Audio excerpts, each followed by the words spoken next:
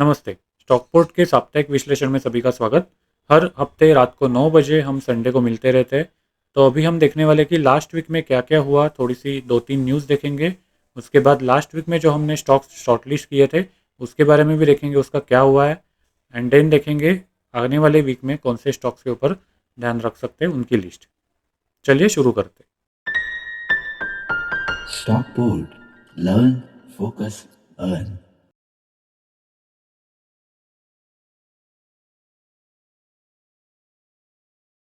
तो बेसिकली ये वीक में 2-3 चीज़ें इम्पोर्टेंट हुई है। वो मतलब सबसे पहले एनएससी का जो टिक साइज़ है वो चेंज हो गया है। तो 250 रुपीज़ के नीचे जो स्टॉक्स है इनका टिक साइज़ 5 पैसे से चेंज करके 1 पैसा कर रखा है।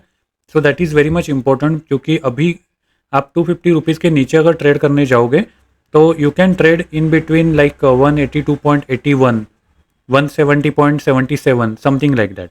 तो that is anyway good move we can say. And 250 rupees के ऊपर के जो स्टॉक्स है उनका जो टिक साइज है दैट इज स्टिल 5 पैसा।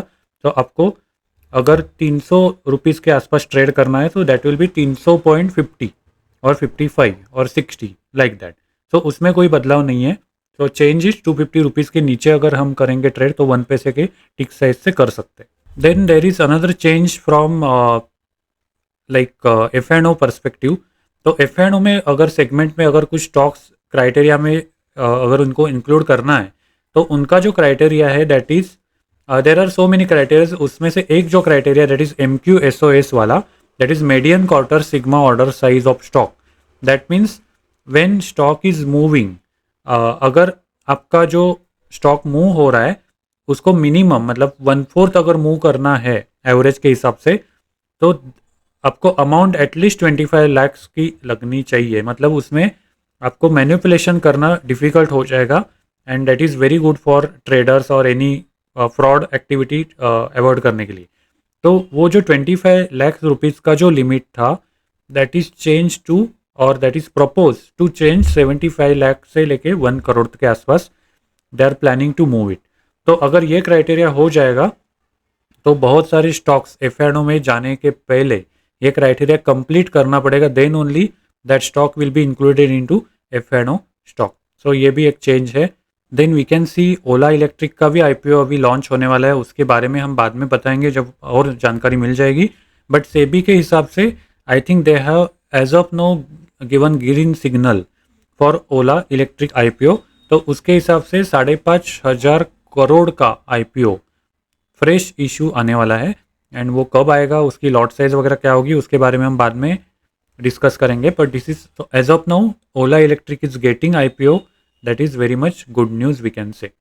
तो अभी हम देखेंगे स्टॉक्स के बारे में। सो लास्ट वीक हमने देखा था LT foods, and LT foods के बारे में हमने देखा था कि it has cross this barrier, this was the resistance, again it was face year and then finally it cross. And उसके बाद जो 5 कैंडल्स है, 1 2 3 4 5, सो वी कैन सी यहाँ पे it has cross this barrier also and it has made high of 267 approximately in last week.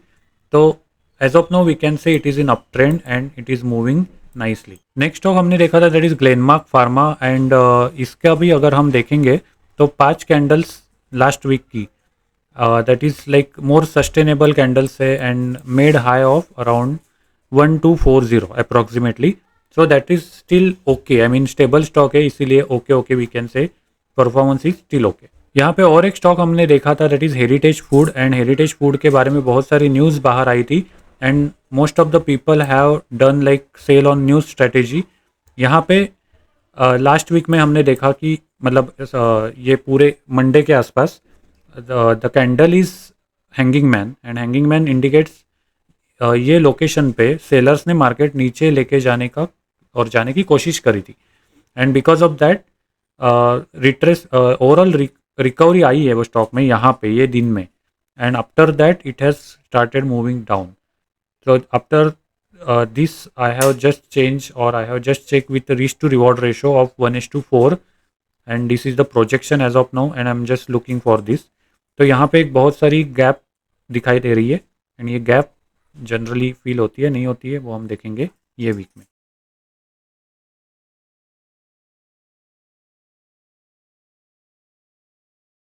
तो चलिए देखेंगे इस सप्ताह के स्टॉक्स कौन से हैं। तो पहला है पोकर्न लिमिटेड, शायद मैं नाम अलग ले रहा हूँ but this is the English spelling what we have.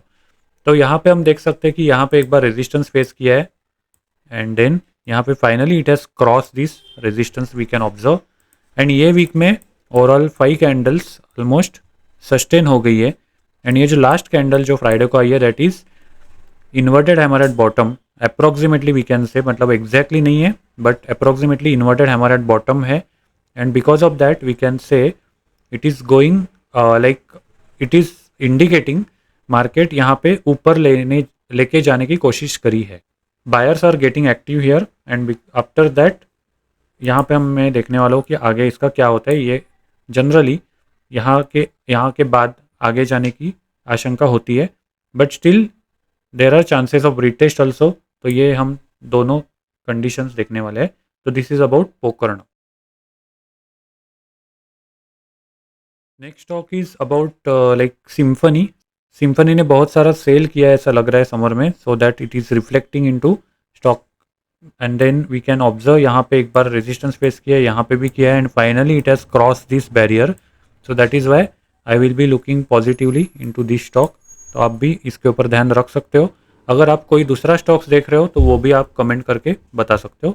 So this is about ये आने वाले वीक के स्टॉक्स है, एक Pokarna limited and next is Symphony limited. तो ये थे स्टॉक्स जिसमें हम ध्यान रखने वाले ये वीक में। आप भी कमेंट कर सकते हो कि आप कौन से स्टॉक्स के ऊपर ध्यान रखने वाले हो, तो हमें भी पता चलेगा कि आप कौन से स्टॉक्स में ज़्यादा इंटरेस्टेड हो। तो हर रात 9 बजे हम मिलते रहते हैं कुछ कम्युनिटी पोस्ट, रील्स और इन्फॉर्मेटिव वीडियो के ज़रिए। तो चैनल को सब्सक्राइब करना ना भूलिए। मिलेंगे हम नए वीडियो में, तब तक के लिए नमस्कार।